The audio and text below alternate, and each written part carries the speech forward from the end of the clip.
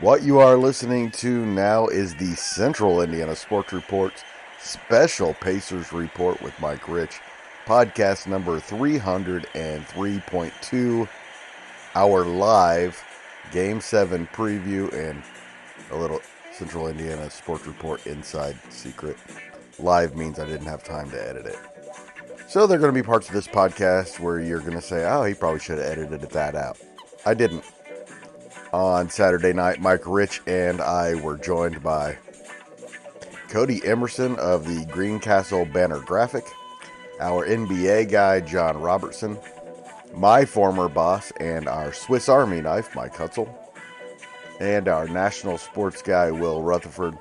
We were also joined during the conversation by Tipton Tribune and Elwood call leader sports editor Michelle Garmon, who was at a wedding and gave us a call with her thoughts on Game 7, and our IU Guy Grant Shouse, who's dropped in for a few moments. It was a lot of fun. Please enjoy. You're listening to the Central Indiana Sports Report with your host, Greg Menkels. Welcome, Pacers fans, to the Central Indiana Sports Report for our Pacers report, our Game 7 preview, storylines, predictions, everything like that. Of course, today is Sunday. Nope. It is June 22nd, 2025, and it's the big day, Mike. It is Game 7. Game 7.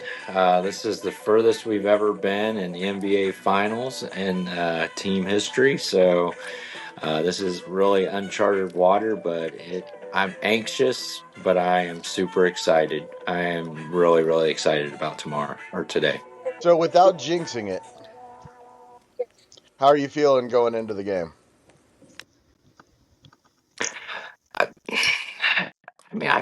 I feel good. I mean, of course I'm nervous. You just never know how they're going to come out of the gate. I think the start is going to be extremely important. I think OKC's fans are going to be hyped. I don't think it's going to match the energy that we had on Thursday night at Gangbridge, but I think it's still going to be pretty intense. And they got to take the crowd out right off the start. They cannot have a slow start. They either have to match or be better. But I'm feeling pretty good. Like I said, this is uncharted water for the Indiana Pacers to be one game away from winning an NBA championship. It's something that we've waited for We've many, been many, talking many about since what, years. 94 probably. You know. Yeah, at least Yeah. 94, and a lot of heartbreak. We've And seen everything as Pacers fans, but we have not seen yeah, this. This is it. right, and going into this, I'm not gonna be heartbroken either way. I'll be I mean, heartbroken, but it'll it'll be all suck if right. they lose. It It'll be won't be all like right. 1999 It, with the Larry Johnson shot. It won't be like right? 94 with the Patrick Ewing put back, or it won't be that hard No, because I don't think our expectations coming in. I know by the end of the year we kind of thought this was possible, but being honest, this probably snuck up on all of us, right? mhm. I think the final snuck Yeah. up on us. I didn't think we would get past the Eastern Conference Finals, to be honest, but I thought we would at least be in the Eastern Conference Finals again and play Boston or Cleveland, whoever it was going to be, better than we played the previous year. But the way it played out and the route that they've taken, I think this is going to be a game 105 or 104, something like that for the Pacers. They've been playing in the playoffs since mid-April, April 19th, I believe. So this is the chance, and it doesn't get easier next year. Um, Nope. I think the East will be stronger next year than it was this year. So I think that's going to be a different type of gauntlet to go through next year. Um, Boston may be a little down, but they're still going to be competitive. Well, let's talk about But I next think a year. lot of Let's other talk about teams like next year Orlando. after tomorrow, Mike. Although I did hear this week that the draft is like Wednesday. Mike Hutsell. Yeah. I heard the Four-way draft play. is like. We've got playoff basketball through Kentucky Derby, through Indy 500, through Easter, and it's going to take us all the way up to the NBA draft. This is pretty amazing. There's no doldrums of summer right now. Crazy. No If you're a kidding. Pacers fan, this is what life as a Golden State Warrior fan must feel like. That's right. I'm usually obsessed with the draft by this point. Yeah, I didn't even realize that it was happening this week. Usually you and I are arguing over Right. some center from Creighton that Yes, you we are. love and I think sucks. So That's usually what's happening. Yes. and now we're breaking down. We're sitting here on the eve of the Tony Bradley game. Wow. Yes, we are. By the way, we also have Go have TB. Codey Wrong TB. Codey Emerson of the Greencastle banner graphic is with us, as is our NBA guy John Robertson. We'll finish up here with Hutsell and talk with him, get his thoughts and predictions, and then we'll get to Codey and John. But guys, feel free to jump in anytime if you have comments on what we're talking about. All right, Mike. Let's talk to Mike Hutsell. Mike, what are you looking at most here? What's the key to you? The start. I really think that's going to be a huge factor. They cannot come out throwing the ball all over the place, falling down, tripping, and trying to drive into the lane. Game sevens have a tendency. Both teams are going to play extremely tight. I mean, that's just the reality of the situation. Shots might not fall that normally fall. Indy has to keep this game close going into halftime and then giving themselves an opportunity because Golden State. Oh, OKC has never been in this situation. Not that Indy ever has, but Pascal has. Thomas Bryant with his 43 seconds for Denver 2 years ago does have a ring. I feel like if the game is close in the second half, the second youngest team to ever make the NBA Finals, it could possibly show. So that's why I think the first 6 to 8 minutes are going to be crucial. They cannot come out and get into like a 17-4 hole or anything like that, because if you're trying to play catch up for the entire game, that doesn't bode well. I like their chances over the second half if they're still in the game. So do I. Yeah. Prediction? I'm not ready to go. I'm not ready yet. Maybe get me at the end of the show. I don't know. I'm not there yet. All right. I know what I want to say, and I also know what I think it might actually be. So I'm torn. So I don't know what I want to put out there publicly. We'll get back to you. Codey, do you have a prediction and thoughts on what matchups, what might be the key to this? I 100% agree with Mike. You cannot get off to a slow start. You cannot have what we saw in I can't remember the game where he turned it over what it seemed like 30 times. 23, 24, yeah. Yeah, you can't have that. You know what? If the report, we could get into so much about, is Scott Foster going to be the ref, whatever. You control what I use the term. I cover high school sports a lot, and coaches use this term with me all the time. Control what you can control. You can't control if Scott Foster's the official. I mean, that's right. Are you going to get pay bad attention breaks? to him. You might. You just got to play through them. It's you can't let. Yeah, you can't let if you get a bad call, you can't let that snowball. You can't just commit stupid fouls. You're gonna go through some adversity in this game. I just think it's good. I don't think really any team. This is a true coin flip game. I really do think it is. I think I'm not sure if it's a coin flip or it just could go kind of a whole bunch of different directions. Real fast, we got Will in the room. Will Retherford is with us. We'll get to his predictions and storylines too, but in case he wanted to jump in and talk, I wanted to make sure that we introduced him. So go ahead, Codey. I was just going to close. Speaking of Will, I think he and I were the only two who predicted the Pacers before the series started. I think I had Pacers in 6. I'm not sure what Will had. I thought it was 3-3. I picked That's the right. Pacers Oh, okay. too, I That's but right. couldn't remember. I knew Yep. Will and I did. I couldn't remember if there was anybody else. It's So 3-3. I'll go on record and say I think the Pacers are going to win it. I said Pacers in 6 before the series started. I'm not shifting my pick now. You're not shifting off of Pacers in 6? Well, I don't think. Because I think that's going to be Well, wrong, like, Cody. I've got to shift to Pacers at 7. Okay, gotcha. I was slightly, but still, I'm not betting against this team. I picked with my heart over my head before the series started. I don't think I necessarily now I'm picking with my heart over my head. Maybe a little bit, but not as much as I was before the series started. I'll gladly pick the Pacers to bring home Larry O'Brien. All right, thank you so much, Cody. And now we bring in John Robertson, our NBA guy. And John, I think before you got in here, we were saying we didn't even realize that the draft was Wednesday until I didn't realize it until today. That's how Pacers focused we've been lately. But you have what player or two should we be watching? You think heading into this game to be the key in this game? Since we've had 6 games to see it so far, and do you want to make a prediction? Well, let me just go with, if I wasn't invested in one specific team, if I wasn't invested in the Pacers, I think this would be an amazing Game 7 because it could really go either way.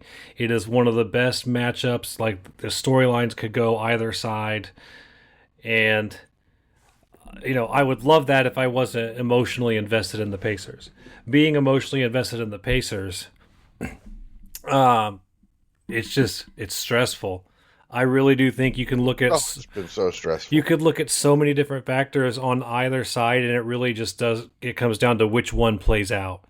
I don't think there's really a definitive, I think one or the other is going to happen. I do think that one of the best points I've heard made is Indiana has 7 different players who could step up and be the guy. OKC's really got 2 that have to step up, and one of those 2 has to be the guy. And I thought that's probably unless Chet does. Unless Chet all of a sudden becomes I that hope guy, not. which he will one day, but it's not going to be. I don't imagine it's going to be tomorrow. But tonight. If I had to pick one player that I think is going to have an excellent game, just for the sake of I want the reaction in this chat, I think Miles Turner is going to be the most outstanding player we've ever seen tomorrow. That'd be awesome. And he's going to silence all haters. That would be so cool if he did John.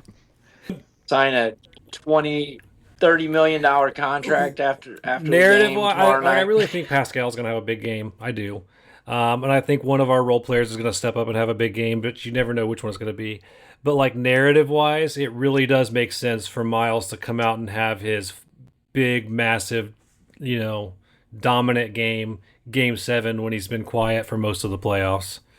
Wouldn't that just be... John, that would be amazing. Before we get back to you, I just wanted to say that Michelle Garmon of the Tipton Tribune and Elwood Call Leader is in the room in case she wants to jump in on any of the conversation. Wanted to make sure that she was introduced, but John, go ahead, continue with your thoughts. Well, that's really all I had. I do think, if I could write the script and have it play out the way I wanted it to, I would want Miles to have a big game and just be super dominant.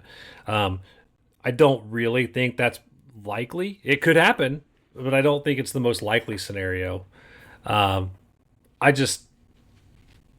This is the first time in my life I haven't had a feeling either way about a game.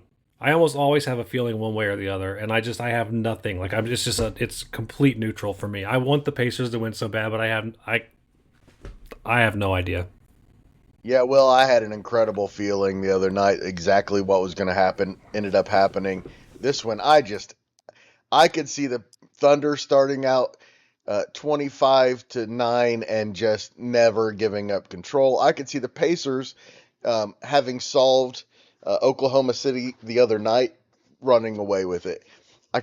But what I'm guessing is it comes down to a final shot or two. This is going to be a classic Game 7, I think. I'm too afraid to say that the Pacers have anything solved just because I feel like it's a constant paper, rock, scissors. Now that they solved I'm just saying that's one of the possibilities. Sure, no, you're right. That's all I'm saying. But I've heard a lot of that in the media talks, and people don't realize it's a lot. I mean, some people don't realize that it's a lot like paper, rock, scissors. It's a lot like poker. You're constantly adjusting your strategy, and then once you figured out one thing, they're going to do something different.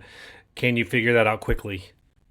So And we know Dagenhalt's a good coach. We don't know yes, how good yet, but we know he's a good coach. it. I Will? just. Oh, go I'm ahead. sorry. No, I think it comes down to how quickly OKC comes out, how well Pacers weather the initial storm, and then like can OKC continue to shoot really well because they're going to have to shoot really well to pull it off. If we keep it in within 10 at the half and within 10 at the third or fourth quarter, I feel good about it. That's where I'm All right, I at. think, by the way, Will, real fast, I think Michelle is out at a wedding or something. So let's get her in and get her out I before we get to am. you, I'm at Will. my niece's wedding. It's a reception. Got a nice night for it. So I'm just going to pop in here real quick and then I'm going to pop off and go finish enjoying myself. Okay. My thoughts on game 7 are this. I feel really excited for the Pacers. I think they have a great chance. Again, for me, it's going to be how they come out you know, and I think a key will be you figure Oklahoma City is going to make the adjustments that to what Carlisle did the last game, which, you know, until after I was started watching all the analysis, I didn't realize how good and what a difference it made dropping the defense back and picking them up more in the half court and going hard as opposed to full court. And I think that that could be great for them to do that again. And but I think it'll be interesting to see what Oklahoma City does to adjust to that to try to get SGA open a little bit. But again, I think most times I think it's going to be you figure Oklahoma City's going to make a surge. How do the Pacers answer that? And if they jump out early, how do they answer the surge that Oklahoma City makes? I think the end of the first half and how they end the third quarter will be really key for the Pacers too. I don't think the Thunder need to be taking any momentum into the second half, the third quarter, the second half, or any momentum into the fourth quarter from the third quarter. You have a prediction? I'm only going to say this. I'm not going to predict. I'm just going to say tomorrow I'm just going to root as hard as I can for the Pacers to win. Yeah. They deserve it. Indiana, this state deserves an NBA title, an NBA championship. It just does. And I can't believe we're 17 minutes into this and we haven't said fuck Oklahoma yet. I know. I think Fuck the Knicks and That's some of right. those Oklahoma City, those Thunder fans are. I think they're feeling pretty confident, and they all think that I Oklahoma don't blame City them. deserves the NBA title, but they don't. Not over the Indiana Pacers. If I was a fan of theirs, Our I'd be team started confident here too. in Indiana. I think both teams' fans should be confident. Yes, they should. And hey, this is it. 48 minutes. It could go overtime, but you've got 48 minutes. So if you're a player, you're leaving it all, everything, last inch out on the court. And, I'm going to trust that Carlisle is going to do the same. And he's going to understand that he doesn't have to worry about resting anybody for another game or whatever, and just play those guys ride with the guys that are hot and are playing well and ride with them for a long time. All right, Michelle, get back to your wedding. We appreciate you spending your time, and we will talk to you tomorrow, hopefully during the celebration. Thanks so much, Michelle. All right. Thank you. Thanks, Michelle. Have a good time tonight. Be safe. Will, how confident are you? Feel incredible. I feel I the the Pacers. I think they have this team solved. I know John says that it's chess and it's poker, and for every move there's another move on top of it. But I don't really think Oklahoma City has another move. Like I don't think that the way their offense runs. I think that you see what they are. You've got Shea being a ball dominant, Well, heavy. in NBA series, there's always another move to be made. Where do they go? Where do they go then from where they have been? I mean, they That's what can't people would have change. said about the Pacers after Game 5. The Pacers Where do have they go moves now? left. The Pacers have moves left, and they showed that. And I think that they're going to win this game because of Rick Carlisle. Because I think that I think he coached Game 6 for Game 7. If you don't think that he's not smart enough to know what he does is going to affect or have a transition and change the way Oklahoma City plays Game 7, you're fooling yourself. he's been thinking about this game for 2 weeks now, whether he wants to admit it or not. He knows the cards are entirely in his favor, and I think he's going to outcoach him.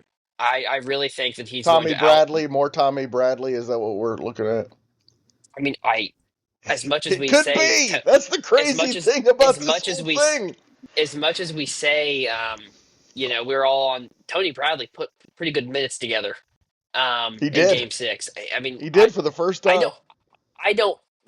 I'm gonna have to see and go back and like watch the game a second time to like break down kind of what Carlisle did. But he's got another move left. I think that what he did as far as the defensive schematics with bringing help from other areas and not making it a nail defender or a wing defender coming up, and just the way that he manipulated the defenders in the half court, I thought was brilliant as far as bringing your third defender down to help the far skip pass. He was so good. He was tactical, and it was brilliant. And I just expect that what he did in Game 6 is going to play into what he's going to do in Game 7.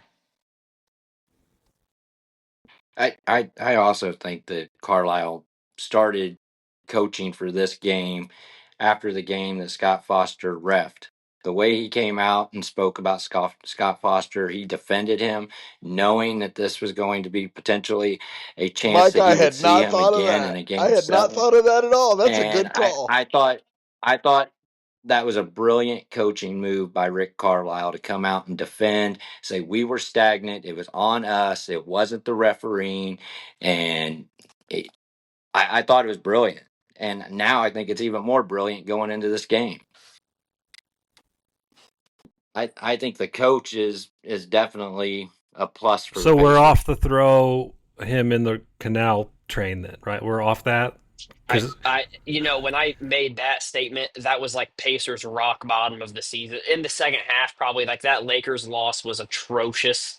The fact that that happened in the It way that was. he coached down the stretch, but he's been a plus, I think, in every series for this Pacer. It's really kind of hard to argue now with what he's been able to do and bring out of this Pacers team. I mean, I've been as big of a critic as anyone, maybe the biggest critic, but he's got me convinced that he really knows what he's doing. Will and I are going to be talking right after this on 5 questions that need answers. And we're going to be asking him. I asked him a couple of weeks ago where Rick Carlisle stands historically. I'm going to ask him where Rick Carlisle stands historically if they win this game. That's one of the questions I'm going to be asking him. Rick Carlisle already has, in my opinion, one of the greatest finals runs in NBA history with that Dallas Mavericks team. That Mavericks team had no business competing with that Miami Heat Big Three. If Rick Carlisle does this again, I don't want to say top 5, top 10 coach in NBA history, but it's the conversations there to be had. He would have the 2 most improbable championship runs we have ever seen in the sport. No question. He'd be a 2-time NBA champion with 2 different teams.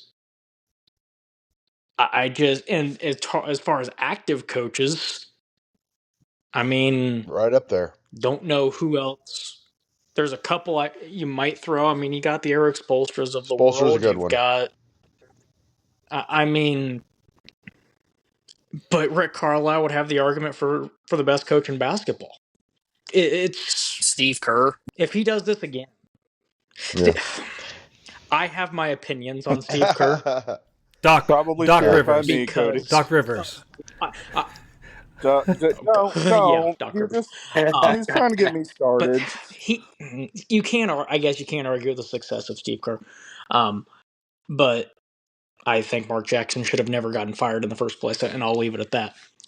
Rick Carlisle he's a genius. And Mark Dagnall I think he's a good coach, but Rick Carlisle he's done this. He's been around for forever.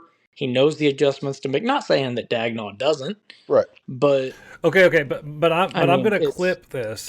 I'm going to clip this and I'm going to save it as an audio file on my phone. So tomorrow, when everybody's questioning who's going into the game and everybody's mad about minutes that we're getting from Shepard, I want to play it back for you guys. I just want to remind you. I've never been the one to criticize I'm not people's saying I'm not decisions. No, saying you're you not. specifically, Cody. I'm just saying I'm going to play it in the. I know. I will. And I trust Rick Carlisle to know what he's doing. It's as much as flack as he's gotten from a couple of people. I mean, it's And to be just fair, the results kind of speak for I actually themselves. love that you guys are doing all that. So I just I want to call you out a little bit. I Yeah, will. of I will course. stand. That's what this I is will all stand on about, man. the rooftop and say that I am always the first person to question Rick Carlisle's bench decisions. I Like know. it's always me and Michelle. It is always the two And of us. he's always right. It's crazy how Well, often he's been right. he's not No, but always right. Okay, game it's how 6, often. we've got No matter what happy happens here, if they memories. win this game, every move he made was the right move. Well, you have to. If they Yeah, win this game, even playing Tommy Bradley big minutes in the finals, if it works, man. If the Pacers win, Greg, will you call him by his actual name one time? I would take Tony Bradley over Thomas Bryant right now. well, No way. All right, I do. I I will would. say that he's earned the name Tony now. I will. He has earned it. He's part of this team now. I honestly, when they started the playoffs, I was not sure who he was, and I said Tommy intentionally, but because I thought it was funny because I barely knew who he was. Tony Bradley won a national title at North Carolina and have zero recollection of him as a college player. I think we've talked about that before, but that's just baffling to me because I watch a lot of college basketball Yeah, and could me too. never think of 1 minute that guy played for North Carolina, but he's got a ring there. So that's And crazy. somebody mentioned Pacers who do have rings. He's played for so many teams, he has to have one, right? This is like his 9th team in 8 years. No, the only 3 people in this Who? series that have rings are Bryant, Siakam, and Caruso. Thomas Bryant? Thomas Bryant, 43 seconds for Denver in I think 2023. he has a ring. He won in the bubble. You got 4. We got 4 because Well, Carlisle Carlisle. got one Yeah. too. All right. Before we get back to open discussion, we are now joined by our IU guy, Grant Shouse, who wants to weigh in on Game 7. Grant, pretty exciting day. Yeah, I can confidently say that this is probably the most nervous / anxious I've been for a professional sporting event, maybe ever. I've been nervous before high school games that I've Me too. watched or been somewhat involved with. I've been nervous for college games before, but this is definitely professional wise. This is about as anxious as I've ever been. I woke up this morning with my stomach already in knots. And I don't know how you guys feel about it, but I think tomorrow is the most important day in the history of maybe sports in the state of Indiana's history. We've I seen. said that. I said that on I said that on our daily show today. Yeah, that may have been where I got it. Who knows? We've seen Indiana play for national championships in basketball. We've seen Butler do it. We've seen Purdue unfortunately do it, but I think that tomorrow and we've seen the Colts play for a Super Bowl. Hater. But I think tomorrow is by far the most important day for sports in the state of Indiana's history. And I was Look, the Colts won a championship, Yeah. but they were Baltimore's team originally. This team has always been our team. Yep, absolutely. And I think that I think tomorrow, no matter what, no matter the outcome, you have to savor the moment, live in the moment. I mean, I think everyone in here and everyone listening should take time tomorrow to just as kind of weird as it sounds, is to look around at your surroundings, look at what's around you and take that in, because I'm not sure that you're going to, who knows if we'll ever get to experience this again with this franchise. Yeah. We have no idea. I said to Susie today, the odds are, in the rest of our lifetimes, we never see the Pacers in a Game 7 again because when they go on a 10-year run of winning championships, they're going to sweep all of them. So, Yeah, but no, 100%. odds are we are never going to see a Pacers Game 7 again in our lives in the NBA Finals. You have a prediction, or do you want to? Are you afraid of jinxing it like we are? Some of us I'm are. afraid of jinxing it. I will say this: the prediction I can give you is that I think for NBA standards, it'll be a relatively low-scoring game. And the reason I say that is it sounds crazy, but think about some recent NBA Finals Game Sevens. They've been relatively for NBA standards, they've been lower scoring. Like when the Lakers beat the Celtics in 2010, it was like 83-79. When the Cavs beat the Warriors, it was 93-89. So I think it could be a relatively lower scoring game for NBA standards. For NBA standards, we'll see. Because I think that you'll see both teams kind of be a little tight.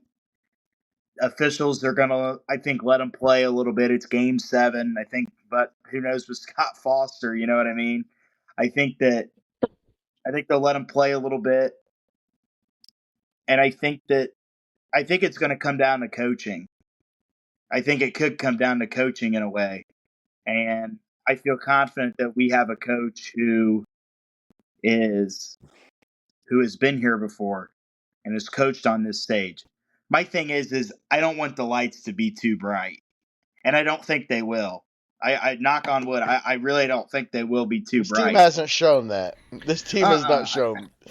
And In fact, if it's when a you think close in that the they fourth have, quarter, you got to give the Pacers an advantage.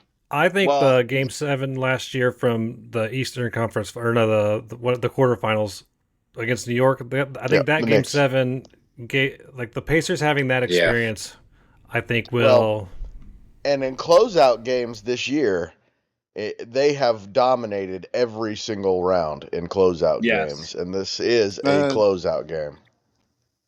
The Milwaukee game, I don't think you can call that a dominant. Oh, that's right. That's One right. point. That's right. What? Yeah. Overtime? Where they scored the 1 point last win? 8 points of the game in like Correct. 30 seconds. Yeah. I forgot about that one. I thought they were all blowouts, but Cleveland was for sure, and the Knicks, they dominated the fourth quarter, and I like their chances. I'm not going to make a official prediction, because I don't want to say it out loud. Grant, I think you're absolutely right about nerves. I feel extremely nervous myself about that. And like, I was nervous before the Royals in the World Series, both times in 2014, 2015, like that one. And I've been a Royals fan most of my life, and I was nervous for that, but I'm still more nervous for this Pacers finals.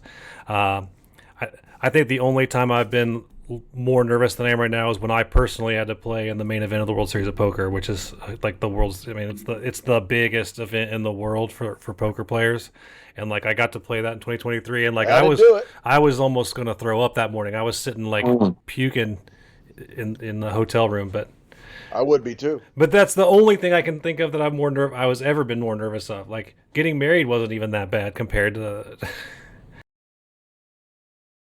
Empathize with John, his World Series of Poker. I did win the 1991 Tecmo Bowl and was very, very nervous going into that game. So I understand kind of where John was coming from there.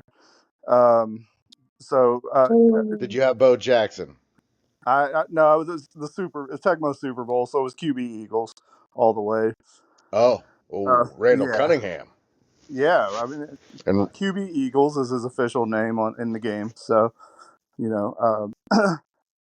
I've sat through 3 Super Bowls in 8 years. I'm kind of starting to get those same nervous vibes going into this game tomorrow. I don't know how you guys are how do you approach tomorrow as just a regular day, guys? Do you do stuff with the family in the morning? Do you have a special meal that you have planned?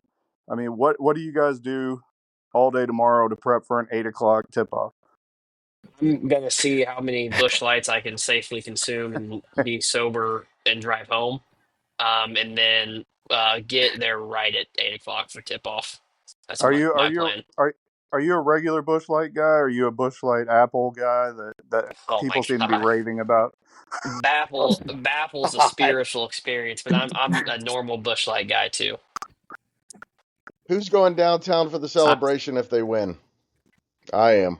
I won't be there. Yep. I'll probably I have to be at the airport at 5 o'clock in the Well, I'm morning planning on on going to the Monday. airport too if they win, just so you I know. have work at Monday morning too, but Giant ifs. I've already told my Yeah. boss Monday So morning. I'm kind of here's my dilemma, right? Like I'm taking my daughter and my wife, and we're going with another family to the watch party, and like I told them already that if they win, we're probably going to stick around and walk around for a while just to see all the people having a good time. But like, I don't think Indy's going to riot. I don't think Indy's a riot city. But No. but I also there's a little bit of nervousness about having a 12-year-old A child, sure. in the party Yeah, at the. for So sure. I may not stick around too long, but we're going to be down there I'm for gonna the have a watch party. microphone down there, and I'm gonna be on Riverside all night with producer Susie. These are all ifs with producer Susie in control, and you guys on Riverside. You can join us whenever you want, for as long as you want, little as you want, and that's our plan for tomorrow. If they lose, we will probably talk a half hour after the game and have it for you in the morning. I will be downtown, probably just hanging out with some friends. Gonna go by Fountain Square and kind of just hang out. Probably watch a game at a bar. Just hang out and I'm sure you've thought of this because you're you know, uber brilliant guy. But your daughter's going to be with you, and it's probably going to be like the coolest day of her life up to this point. So I'd just ride that wave unless it gets real rowdy down there. I can't even imagine one at your perspective as being, the father and protector of the family, but I just think it's going to be so cool. I'm very envious that I am not going to be down there at the watch party and enjoying it with everyone. How about parade? Anybody going to the parade when it happens, if it happens? I thought we were going to do the official Central Indiana Sports Report meetup at the parade so we could all enjoy it together. I'm in. We can drive up together, Mike. that if they win, I don't care what day the parade is, you will not see me at work. Got to that be day. reporting from there for the Greencastle banner graphic. I might be able to clock in and take some There mileage you for that go. for work. Well, There you go. I can tell you that Indianapolis FAA has put in a no-fly zone over the city from 6 till 12. So, I mean, I don't know what that's for, unless it's just for military police type surveillance, just in case they're preparing. But I mean, I know I saw that your text, and I guess that would probably spook me out a little bit of what could potentially happen. I have faith that the good people of Indiana would probably Oh, of not do course. anything too rowdy. There might be some But people who take advantage of it, but in general, it's going to be great. well, that's assuming guys that we get the win. We got to keep that going. We don't want to. I'm not assuming shit anymore. Yeah. Oh, William. Win. William, go to No, your room. when they Manifest it. Will my just word, said it it out out loud. my Susie. word, So did I. my girlfriend and I, the whole weekend we've been up here fishing, and every bass we catch, we say Pacers in 7. We said Pacers in 6 until they lost Game 5. We've been saying Pacers in 7 the whole weekend. Like, you got to put it in the atmosphere, put it in the world, and just let it eat. Honestly, coming into this, I was not prepared to do, what is it now, 6-7 extra weeks of the Pacers. I really thought that Cleveland was going to take care of them long ago. I did not have this in my plans, but it has been so much fun, especially getting to catch up with my old friends who I've always talked about the Pacers with, especially Mike Rich and Mike Hutsell, two of my best Pacers friends through the past. So, been a ton of fun for me. Hope it's been fun for you. Don't forget, later today, we will have Will Rutherford's 5 questions that need answers. Same panel. And I'm going to ask 5 questions, and Will's going to answer the questions, and everyone's going to tell him why he's wrong.